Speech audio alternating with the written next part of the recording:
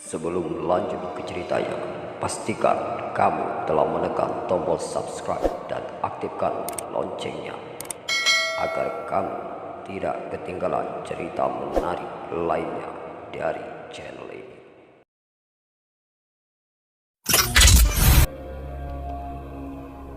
Aku adalah seorang guru honorer di SMA Negeri 2 Sidoarjo. Aku baru mengabdi beberapa minggu, namun hati ini merasa kurang nyaman. Bukan karena tekanan dari pihak sekolah, tapi karena isu mistis yang terjadi di SMA N2 ini. Oh iya, sebut saja aku Rosita. Aku yang baru lulus dari kuliah sangat semangat untuk mengajar. Namun setelah sampai di sekolah ini, aku mendapati hal aneh. Yaitu banyak guru yang tampak letih dan lesu. Aku berpikir positif.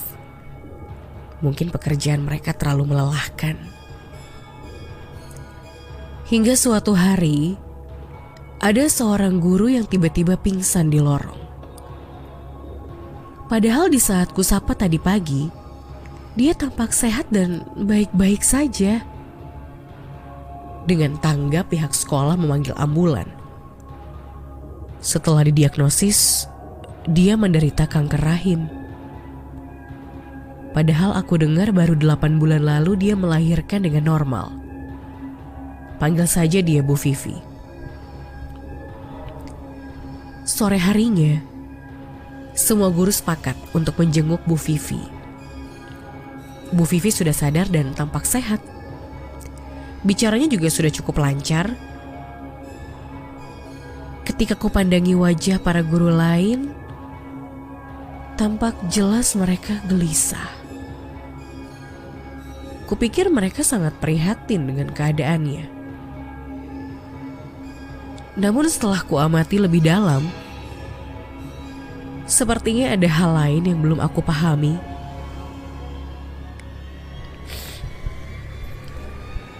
Sambil perjalanan pulang aku masih penasaran.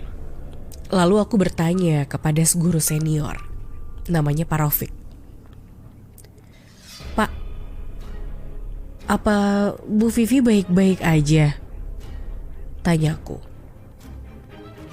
Ya, semoga saja itu tidak terjadi lagi, jawab Pak Raufik. Seketika pikiranku jadi aneh. Maksudnya terjadi lagi apa, Pak? Ujarku. Oh iya, kamu belum tahu ya. Sudah puluhan guru yang terkena penyakit kanker ganas. Itu begitu saja. Dan ada beberapa yang telah meninggal, ucap Pak Raufik. Mendengar itu aku tidak berani bertanya lagi. Ini adalah hari Sabtu. Hari ini kali pertama aku mengikuti kegiatan pramuka sebagai pembina. Aku sengaja mengajukan diri. Sebenarnya aku masih penasaran dengan sesuatu yang dibicarakan Pak Raufik kemarin. Jadi kuputuskan untuk bertanya kepada ibu kantin tentang kenyataan yang sebenarnya saat pergantian jam pelajaran.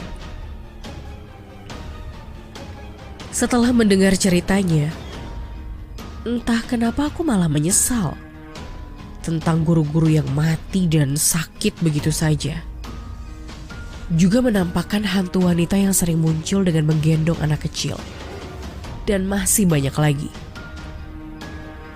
Hati yang sebelumnya tenang dan semangat menyalurkan ilmu yang kupelajari dahulu di kampus seakan jadi hampa. Gara-gara itu aku jadi sedikit paranoid. Sering aku menengok ke kanan dan ke kiri atau ke belakang tanpa sebab. Karena sejak ku dengar cerita itu seakan-akan ada yang mengikutiku. Kulihat sudah pukul 13.53. Aku masih ada di ruang guru untuk menunggu mulainya kegiatan pramuka yang akan aku ikuti nanti. Terlihat meja guru yang tampak ramai. Mereka sudah mulai berkemas untuk pulang. Setelah guru-guru keluar, ruangan ini menjadi sunyi begitu saja. Tiba-tiba aku merinding. Jadi kuputuskan untuk duduk di luar saja. Tiba-tiba seseorang bertanya kepadaku dari dalam. "Bu Rosita apa tidak pulang?" tanya orang itu. "Saya hari ini masih kegiatan pramuka, Bu." Ku jawab begitu saja. Mendengar itu aku berdiri dan melihat ke dalam ruangan guru untuk menyapanya. Namun betapa gemetarnya aku. Ternyata di dalam tidak ada siapa-siapa. Lalu suara wanita tadi itu suara siapa?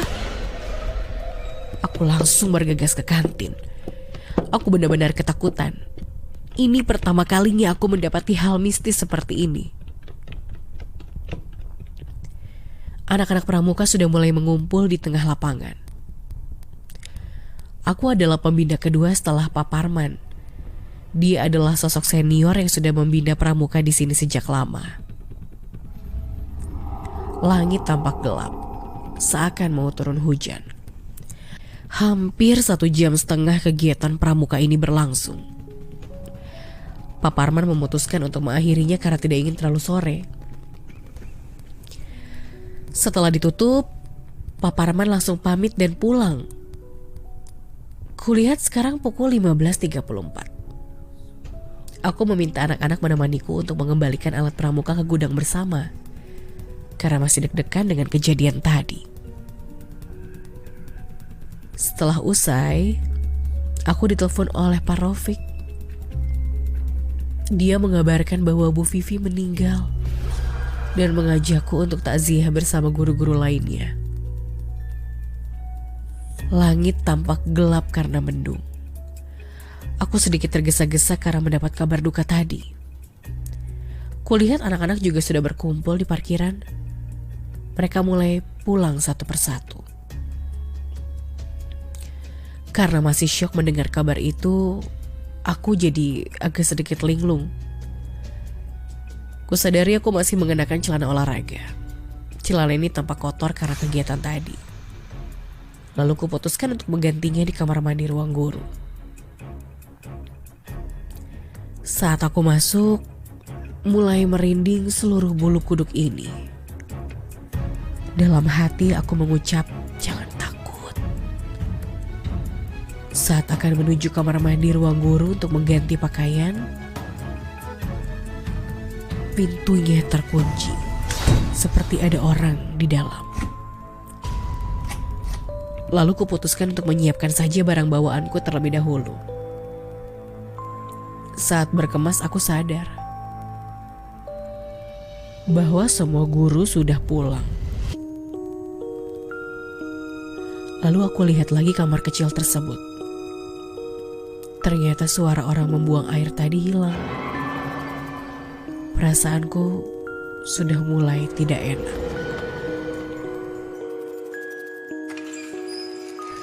Sebenarnya aku ingin berangkat melayat dengan berpakaian seperti ini. Namun celana olahraga ini tampak kotor dan bau keringat. Dengan berkuat hati aku mencoba mengecek kamar kecil tersebut. Setelah ku dorong pintunya, ternyata tidak terkunci. Padahal sangat jelas tadi pintunya tertutup rapat dan tidak bisa kudorong. Kumpulkan tekad dan tanpa banyak pikir aku langsung masuk begitu saja. Kututup pintu dan menguncinya. Saat aku balik badan akan mengganti celana, aku melihat jelas sosok wanita berbaju merah berambut panjang dengan mulutnya yang sangat lebar seakan robek sampai dengan ke telinga.